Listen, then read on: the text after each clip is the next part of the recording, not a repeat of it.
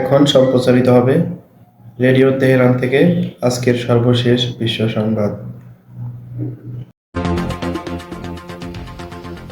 আসসালামু আলাইকুম শ্রোতা বন্ধুরা, গুরুত্বপূর্ণ সংবাদ শিরোনাম শুনলেন এতক্ষণ। এবারে বিস্তারিত বিশ্ব সংবাদে আপনাদের আমন্ত্রণ জানাচ্ছি আমি নাসির মাহমুদ।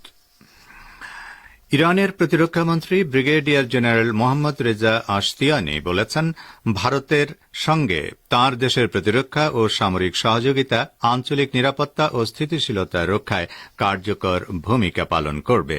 তিনি কাজাখস্তানের রাজধানী আস্তানায় সাংহাই সহযোগিতা সংস্থার প্রতিরক্ষা মন্ত্রীদের ২১তম সম্মেলনের অবকাশে ভারতের প্রতিরক্ষা সচিব গিরিধর আরামানের সঙ্গে এক বৈঠকে ওই মন্তব্য করেন। একটি কৌশলগত অঞ্চলে ইরান ও ভারতের অবস্থান বলে উল্লেখ করে জেনারেল আশতিয়ানি বলেন, পশ্চিম এশিয়া ও ভারতীয় উপমহাদেশে শান্তি ও নিরাপত্তা প্রতিষ্ঠায় নয়াদিল্লি ও তেহরান তাদের বহুমুখী সক্ষমতা কাজে লাগাতে পারে। উগ্র জঙ্গি গোষ্ঠী দায়েশ যাতে আবারও মাথাচাড়া দিয়ে উঠতে না পারে সেজন্য তেহরান ও নয়াদিল্লির মধ্যে সহযোগিতা শক্তিশালী করার আহ্বান জানান আশতিয়ানি। তিনি বলেন, আফগান পরিস্থিতি নিয়েও ইরান ও ভারতের মধ্যে সহযোগিতা থাকা প্রয়োজন। মার্কিন যুক্তরাষ্ট্র জুড়ে নামকরা বিশ্ববিদ্যালয়গুলোতে ফিলিস্তিনপন্থী যে আন্দোলন ও প্রতিবাদ শিবির গড়ে উঠেছে তার সঙ্গে সংহতি জানিয়েছেন দেশটির শতাধিক ইমাম ও ধর্মীয় নেতা। নিউ ইয়র্কের কলম্বিয়া বিশ্ববিদ্যালয়কে অনুসরণ করে যুক্তরাষ্ট্রের অন্তত ৪০টি বিশ্ববিদ্যালয়ের ক্যাম্পাস জুড়ে ফিলিস্তিনপন্থী প্রতিবাদ শিবির গড়ে উঠেছে। এসব বিশ্ববিদ্যালয়ের প্রশাসন পুলিশ ডেকেও বিক্ষোভ সামাল দিতে পারছে না। এ অবস্থায় আন্দোলনকারীদের প্রতি সংহতি জানিয়ে আমেরিকার ১৩৫ জন ইমাম ও ধর্মীয় নেতা। তারা একটি বিবৃতিতে স্বাক্ষর করে বলেছেন, ফিলিস্তিনের জন্য শিক্ষার্থীরা যে সাহসী পদক্ষেপ নিয়েছেন তারা তার গুণমুগ্ধ প্রশংসা করেছেন। বিবৃতিতে আন্দোলনরত শিক্ষার্থীদের উদ্দেশ্য করে বলা হয়েছে, আপনাদের প্রচেষ্টার ফলে মার্কিন সরকারের নীতিতে পরিবর্তনের আশা তৈরি হয়েছে এবং একটি ন্যায়সঙ্গত বিশ্ব ব্যবস্থা প্রতিষ্ঠার লক্ষ্যে আন্দোলনকারীরা অনুপ্রাণিত হচ্ছে। এদিকে মার্কিন যুক্তরাষ্ট্রের বড় বড় বিশ্ববিদ্যালয়গুলোর ক্যাম্পাস জুড়ে ছড়িয়ে পড়া ফিলিস্তিনপন্থী আন্দোলনকারীদের বিরুদ্ধে বল প্রয়োগের তীব্র নিন্দা জানিয়েছে ইরান। তেহরান বলেছে, সহিংস উপায়ে বিক্ষোভ দমন করার যে নীতি গ্রহণ করা হয়েছে তার মাধ্যমে শিক্ষার্থীদের দমিয়ে রাখা যাবে না।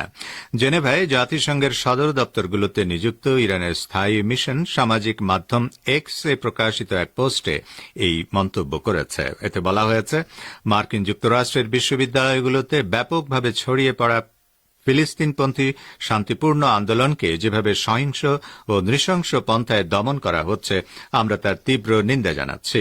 গাজার উপর চাপিয়ে দেওয়া গণহত্যামূলক যুদ্ধ বন্ধের দাবিতে যারা শান্তিপূর্ণ আন্দোলন করছেন তাদের বিরুদ্ধে পুলিশের নৃশংস আচরণ ও বল প্রয়োগ গভীর উদ্বেগ সৃষ্টি করেছে।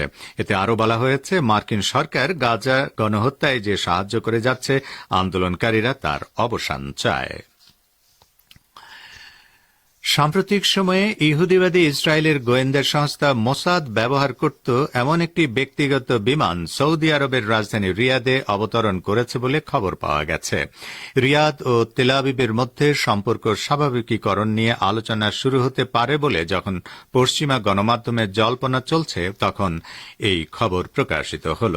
বিমানটি গত কয়েক মাস ধরে মোসাদ কর্মকর্তাদের পাশাপাশি ইসরায়েলের কথিত অভ্যন্তরীণ নিরাপত্তা বাহিনী শিন বেত কর্মকর্তাদের বহন করেছে। এবার বিমানটি সৌদি আরবের সঙ্গে সম্ভাব্য সম্পর্ক স্বাভাবিকীকরণের আলোচনা করতে শীর্ষস্থানীয় ইহুদিবাদী কর্মকর্তাদের বহন করে রিয়াদে নিয়ে গেছে। সম্প্রতি দৈনিক ওয়াল স্ট্রিট জার্নাল জানিয়েছিল, মার্কিন প্রেসিডেন্ট জো বাইডেন খুব শিগগিরই ইসরায়েলের পক্ষ থেকে একটি সম্ভাব্য ফিলিস্তিন রাষ্ট্রকে স্বীকৃতি দেওয়ার বিনিময়ে সৌদির পক্ষ থেকে ইসরায়েলকে স্বীকৃতি দেওয়ার প্রকল্প নিয়ে এগিয়ে যেতে চান। আপনারা বিশ্ব সংবাদ শুনছেন রেডিও তেহরান থেকে। বাংলাদেশ, ভারত ও মধ্যপ্রাচ্যে শর্টওয়েভ ২৫ মিটার ব্যান্ডে আর বিশ্বজুড়ে ইন্টারনেট ও স্যাটেলাইটে। বাংলাদেশের কোন নির্দিষ্ট এলাকায় তাপমাত্রার জন্য সারা দেশের শিক্ষা প্রতিষ্ঠান বন্ধের বিপক্ষে শিক্ষামন্ত্রী মহিবুল হাসান চৌধুরী নওফেল। তবে কোন কোন জেলায় যদি তা অসহনীয় পর্যায়ে যায় সেখানে বিদ্যালয় নিজস্ব পদ্ধতিতে সিদ্ধান্ত নিতে পারে বলে তিনি মন্তব্য করেছেন। আজ রাজধানীর আগারগাঁওয়ে ঢাকা মহিলা পলিটেকনিক ইনস্টিটিউটে কারিগরি শিক্ষা ও বৃত্তিমূলক শিক্ষা সপ্তাহ 2024 অনুষ্ঠানের উদ্বোধন শেষে তিনি এই মন্তব্য করেন। মন্ত্রী জানান, কোন জেলা তাপমাত্রায় যদি 42 ডিগ্রি সেলসিয়াসের উপরে উঠে যায় তবে সেখানকার জেলা প্রাথমিক শিক্ষা অফিসার, মাধ্যমিক শিক্ষা অফিসাররা আঞ্চলিক পর্যায়ে আলোচনা করে সেই জায়গার প্রতিষ্ঠানকে বন্ধ ও পাঠদানে সময়ও পরিবর্তন করতে পারেন। প্রচণ্ড তাপ প্রবাহের কারণে এক সপ্তাহ এবং ঈদ রোজার দীর্ঘ ছুটি শেষে আজ প্রাথমিক থেকে উচ্চ মাধ্যমিক শিক্ষা প্রতিষ্ঠান খুলেছে। এদিকে রাজধানী ঢাকা সহ সারা দেশে আরও 72 ঘণ্টা বা 3 দিন ধরে তীব্র তাপপ্রবাহ অব্যাহত থাকবে জানিয়ে হিট অ্যালার্ট জারি করেছে আবহাওয়া অধিদপ্তর। রোববার আবহাওয়াবিদ খন্দকার হাফিজুর রহমান স্বাক্ষরিত এক বিজ্ঞপ্তিতে বিষয়টি জানানো হয়েছে। এতে বলা হয়, দেশের উপর দিয়ে চলমান তাপপ্রবাহ আজ হতে পরবর্তী 72 ঘণ্টা অব্যাহত থাকতে পারে। জলীয় বাষ্পের আধিক্যের কারণে অস্বস্তি বৃদ্ধি পেতে পারে। এর আগে গত 19 এপ্রিল তীব্র তাপপ্রবাহের কারণে আবহাওয়া অধিদপ্তর থেকে প্রথমবার 3 দিনের হিট অ্যালার্ট জারি করা হয়। এরপর কয়েক ধাপে তা বাড়ানো হয়। লুটপাট ও দুর্নীতির তথ্য লুকিয়ে রাখতে বাংলাদেশ ব্যাংকে সাংবাদিকদের প্রবেশে নিষেধাজ্ঞা দেওয়া হয়েছে বলে অভিযোগ করেছেন বিএনপির জ্যেষ্ঠ যুগ্ম মহাসচিব রুহুল কবির রিজভী। তিনি বলেন, ব্যাংকের টাকা লুটকারীরা আওয়ামী লীগের এমপি, মন্ত্রী ও ঘনিষ্ঠজন। যারা অপরাধী তারা পাপকে লুকিয়ে রাখতে চান। এই লুট ও দুর্নীতির তথ্য যাতে সাংবাদিকরা না পান, এই কারণে ব্যাংকে সাংবাদিকদের প্রবেশ নিষিদ্ধ করেছে। রাজধানীর নয়াপল্টনে বিএনপির কার্যালয়ের সামনে আজ আয়োজিত বিক্ষোভ মিছিল শেষে সংক্ষিপ্ত সমাবেশে রুহুল কবির এসব কথা বলেন। বিএনপি চেয়ারপারসন খালেদা জিয়া ও কারাবন্দী নেতাকর্মীদের মুক্তির দাবিতে এই মিছিলের আয়োজন করেন ছাত্রদল ও স্বেচ্ছাসেবক দলের সাবেক নেতারা। বর্তমান সরকারকে লুটপাটের সরকার আখ্যা দিয়ে রুহুল কবির রিজভী বলেন, এই সরকার ক্ষমতায় থাকলে দেশের জনগণের ঘরবাড়িও বিক্রি করে দেবে।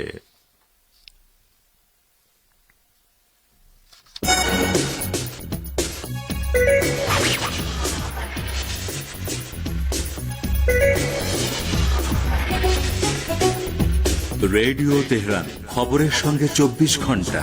ভিজিট করুন আমাদের ওয়েবসাইট parstoday.ir/dn।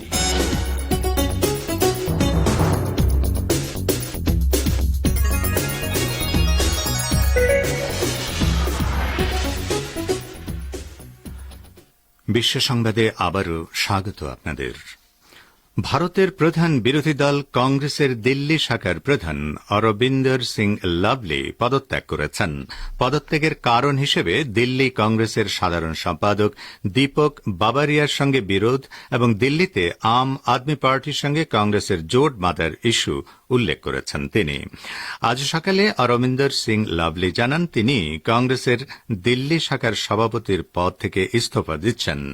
দিল্লির কংগ্রেস কর্মীদের স্বার্থ রক্ষা করতে পারেননি তিনি অভিযোগ করেন। কংগ্রেস প্রধান মল্লিকার্জুন খার্গের কাছে তার পদত্যাগ পত্রে লাভলি বলেছেন যে দিল্লি কংগ্রেস ইউনিটের সভাপতি হিসেবে কাজ চালিয়ে যেতে সক্ষম নন তিনি।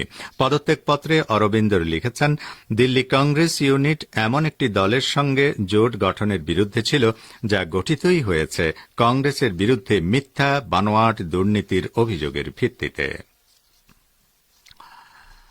ফিলিস্তিনের ইসলামী প্রতিরোধ আন্দোলন হামাস তাদের হাতে আটক ইসরায়েলি পণবন্দীদের বেঁচে থাকার প্রমাণ হিসেবে নতুন করে 2 জন পণবন্দীর ভিডিও প্রকাশ করেছে। ভিডিওতে ওই 2 পণবন্দী হামাসের সঙ্গে বন্দী বিনিময় চুক্তির মাধ্যমে তাদেরকে মুক্ত করে নিতে ইহুদিবাদী প্রধানমন্ত্রী বেনিয়ামিন নেতানিয়াহুর প্রতি আহ্বান জানিয়েছেন। শনিবার রাতে প্রকাশিত ভিডিওটিতে ওমারি মিরান নামক পণবন্দী বলেন, তিনি হামাসের হাতে 202 দিন ধরে বন্দী রয়েছেন, যাতে বোঝা যায় আগের দিন শুক্রবার ভিডিওটি ধারণ করা হয়। মিরান বলেন, গাজা উপত্যকায় ব্যাপক ইসরায়েলি বোমাবর্ষণের কারণে তাদেরকে কঠিন পরিস্থিতিতে থাকতে হচ্ছে। অপর পণবন্দী কিয়েত সিগল হামাসের সঙ্গে বন্দি বিনিময় আলোচনায় আরও বেশি ছাড় দেওয়ার জন্য নেতানিয়াহুর প্রতি আহ্বান জানান। মিরান বলেন, আমাদেরকে নিরাপদে ও জীবিত ফিরে আসার জন্য একটি চুক্তি করার এখনই সময়। লেবাননের ইসলামী প্রতিরোধ আন্দোলন হিজবুল্লাহ হুঁশিয়ারি উচ্চারণ করে বলেছে, ইসরায়েলের সঙ্গে এই সংগঠনের পূর্ণ মাত্রার যুদ্ধ শুরু হলে উত্তর ইসরায়েল থেকে সরে যাওয়া বসতি স্থাপনকারীরা আর কোনোদিন তাদের ঘরবাড়িতে ফিরতে পারবে না। হিজবুল্লাহর উপ মহাসচিব শেখ নাইম কাসেম শনিবার বৈরুতে এক অনুষ্ঠানে বক্তব্য রাখতে গিয়ে এই হুঁশিয়ারি উচ্চারণ করেন।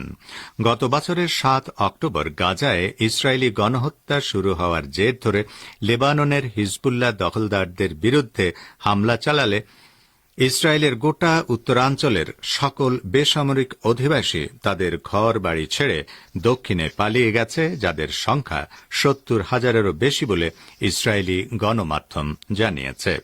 হিজবুল্লাহর হামলা বন্ধ না হওয়া পর্যন্ত তারা তাদের বাড়িঘরে ফিরতে পারছে না।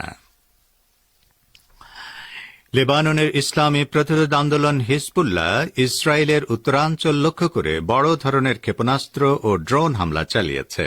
দক্ষিণ লেবাননে ইসরায়েলি বিমান হামলায় হিজবুল্লাহ 2 যোদ্ধা নিহত হওয়ার পর শনিবার ওই পাল্টা হামলা চালানো হয়। শনিবার রাতে প্রকাশিত এক বিবৃতিতে হিজবুল্লাহ বলেছে, ইহুদিবাদী বাহিনীর কুখ্যাত গোলানি ব্রিগেডের 51তম ব্যাটালিয়নের একটি জমায়েতের পাশাপাশি ইহুদি বসতি আল মানারা লক্ষ্য করে এসব হামলা চালানো হয়েছে। হামলায় ব্যবহৃত ড্রোন ও ক্ষেপণাস্ত্রগুলো তাদের লক্ষ্যবস্তুতে আঘাত করেছে বলে বিবৃতিতে জানানো হয়েছে। গত কয়েক সপ্তাহে হিজবুল্লাহ ইসরায়েলের বিরুদ্ধে যেসব হামলা চালিয়েছে, শনিবারের হামলা ছিল সেগুলোর চেয়ে অনেক বেশি শক্তিশালী। তো শ্রোতা বন্ধুরা, আমাদের নিউজ ডেস্কে এই ছিল এখনকার মতো সর্বশেষ বিশ্ব সংবাদ। সঙ্গে থাকার জন্য আপনাদের অনেক অনেক ধন্যবাদ।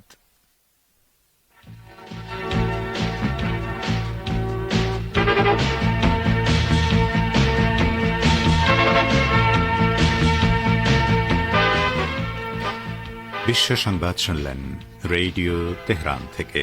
শ্রোতা বন্ধুরা, এবারে আমন্ত্রণ জানাচ্ছি সংবাদ ভাষ্যের অনুষ্ঠান দৃষ্টিপাতে। ওয়াশিংটনের নীতি বিনা বাক্যে মেনে নেওয়ার জন্য বিশ্বের বহু দেশের উপর যুক্তরাষ্ট্রের প্রবল চাপ অব্যাহত রয়েছে, তবে যুক্তরাষ্ট্রের বিরুদ্ধে আন্দোলনও তীব্রতর হচ্ছে। এ সম্পর্কে এখন রয়েছে আমাদের ভাষ্যকারের একটি পর্যালোচনা, পড়ে শোনাচ্ছেন রেজওয়ান হোসেন। ওয়াশিংটনের নীতি বিনা বাক্যে মেনে নেয়ার জন্য দক্ষিণ আফ্রিকা, উত্তর আফ্রিকার আরব দেশগুলো, আয়ারল্যান্ড, ল্যাটিন আমেরিকার দেশগুলো, ইরান, পাকিস্তান, তুরস্ক, চীন, Iraq, Russia, Indonesia, Malaysia, Syria, Yemen ছাড়াও আরো অন্যান্য দেশের উপর যুক্তরাষ্ট্রের প্রবল চাপ অব্যাহত রয়েছে। এর উদ্দেশ্য হচ্ছে বর্বর ইসরায়েলের অপকর্মের বিরুদ্ধে আন্তর্জাতিক সমাজকে নীরব রাখা এবং ইসরায়েল বিরোধী তৎপরতা রোধে আন্তর্জাতিক জোট গঠন করা। যেহেতু মার্কিন যুক্তরাষ্ট্রের মোড়লিপনা ফিলিস্তিনিদের অধিকার, স্বাধীনতা ও সার্বভৌমত্বের পথে বড় বাধা, তাই অন্যান্য সরকার, বিশেষ করে আঞ্চলিক শক্তিগুলোর দায়িত্ব হচ্ছে একটি মধ্যম মানের শক্তির জোট গঠন করে সম্মিলিতভাবে মার্কিন ষড়যন্ত্র প্রতিহত করার পদক্ষেপ নেয়া। দ্রুততম পদক্ষেপগুলোর মধ্যে একটি হলো ইসরায়েলের সাথে সমস্ত কূটনৈতিক ও অর্থনৈতিক সম্পর্ক ছিন্নকারী দেশগুলোর উপর আমেরিকা চাপ দিতে চাইলে তা ওয়াশিংটনের জন্য অত্যন্ত কঠিন হবে। যদি এ দেশগুলো মধ্যম শক্তির একটি জোট গঠন করে সম্মিলিতভাবে ইসরায়েলের সাথে সম্পর্ক ছিন্ন করার ঘোষণা দেয়, তাহলে আমেরিকার হুমকি ধমকি ও নিষেধাজ্ঞা কোনো কাজে আসবে না। কেননা এসব বিরোধিতা উপেক্ষা করলে আমেরিকাকে এর জন্য চড়া মূল্য দিতে হবে। দক্ষিণ আফ্রিকা, ইরান, তুরস্ক, ব্রাজিল, কলম্বিয়া, চিলি, মিশর, মরক্কো, স্পেন, নরওয়ে, আয়ারল্যান্ড প্রভৃতি দেশ নিয়ে এ ধরনের জোট গঠনের প্রক্রিয়া শুরু করা যেতে পারে। অন্যান্য শক্তিগুলো এই পদক্ষেপে যোগ দিতে পারে এবং আমেরিকার উপর চাপ বাড়াতে পারে, যা মার্কিন যুক্তরাষ্ট্রের পক্ষে তাদের সবাইকে ঠেকানো সম্ভব হবে না। সৌদি আরব, ইন্দোনেশিয়া, মালয়েশিয়া, পাকিস্তান সহ আরো অন্যান্য দেশ যারা ইসরায়েলের সাথে কোনো কূটনৈতিক বা অর্থনৈতিক সম্পর্ক নেই বলে দাবি করে এমন দেশগুলো এই জোটে যোগ দিতে পারে। অন্যান্য শক্তিগুলো এই পদক্ষেপে যোগ দিতে পারে এবং আমেরিকার উপর চাপ বাড়াতে পারে, যা মার্কিন যুক্তরাষ্ট্রের পক্ষে তাদের সবাইকে ঠেকানো সম্ভব হবে না। এভাবে সাম্রাজ্যবাদী শক্তির বিরুদ্ধে তৎপরতার সূচনা করা যেতে পারে। এমনকি কানাডা, অস্ট্রেলিয়া, নিউজিল্যান্ড, বেলজিয়াম সহ আরো অন্যান্য দেশ যারা বোঝে যে জোট গঠনের এই পদক্ষেপ সঠিক, কিন্তু সমস্যা হচ্ছে আমেরিকাকে তারা ভয় পায় এবং সে কারণে জোরালোভাবে এই জোটে তারা যোগ নাও দিতে পারে, কিন্তু তারা অন্তত ইসরায়েলের বিরুদ্ধে সামরিক নিষেধাজ্ঞা দিতে পারে। যদিও এসবের কোনো পন্থাই সহজ হবে না, তবে এ ব্যাপারে প্রয়োজনীয় প্রচেষ্টা চালিয়ে যেতে হবে। আন্দোলনকারীরা এবং লেখকরা তাদের সরকারের কিসে কল্যাণ হবে সে সম্পর্কে সতর্ক করা উচিত, যাতে তাদের এই ধরনের জোট গঠনের জন্য চাপ দেওয়া হয় এবং এর প্রয়োজনীয়তার বিষয়টি সরকারকে বোঝাতে পারে। ফিলিস্তিন ইস্যুতে মার্কিন সাম্রাজ্যবাদকে চ্যালেঞ্জ করতে পারলে তথাকথিত গণতান্ত্রিক বিশ্ব ব্যবস্থার জন্য আরও সুদূরপ্রসারী প্রভাব পড়বে। যদিও উপরে উল্লেখিত বেশ কয়েকটি দেশ বিশ্বাস করে যে তারা ফিলিস্তিনি জনগণের দুর্দশার বিষয়টি উপেক্ষা করে মার্কিন যুক্তরাষ্ট্রের সাথে যেকোনো বিরোধ এড়াতে পারে, কিন্তু এ ধরনের চিন্তাভাবনার ফলাফল হবে খুবই স্বল্পমেয়াদী। এ ব্যাপারে প্রথম কথা হচ্ছে, ফিলিস্তিন ইস্যুতে তারা মার্কিন ক্রোধ হয়তো আপাতত এড়াতে পারবে, কিন্তু তার মানে এই নয় যে তারা ভবিষ্যতে অন্য কোনো ইস্যুতে মার্কিন ক্রোধের সম্মুখীন হবে না। সাম্রাজ্যবাদ বিরোধী এ ধরনের একটি মধ্যম মানের শক্তি বা জোটের পক্ষে সাম্রাজ্যবাদী শক্তির অনুগত হয়ে চলা মোটেও সম্মানের নয় এবং নিজেদের স্বার্থও রক্ষিত হবে না। এমনকি এটি সাময়িকভাবে উপকারী হলেও শেষ পর্যন্ত এর জন্য তাদেরকে চড়া মূল্য দিতে হবে। এতক্ষণ যারা আমাদের সংবাদটি শুনলেন, সবাইকে অসংখ্য ধন্যবাদ। আমাদের নিয়মিত ভিউয়ার যারা আছেন তাদের 82% ভিউয়ার্স এখনও আমাদের চ্যানেলটি সাবস্ক্রাইব করেননি। সো যারা যারা আমাদের চ্যানেলটি এখনও সাবস্ক্রাইব করেননি, দয়া করে সাবস্ক্রাইব করে দিন এবং নিয়মিত আমাদের পাশে থাকবেন আশা করি। ধন্যবাদ সবাইকে।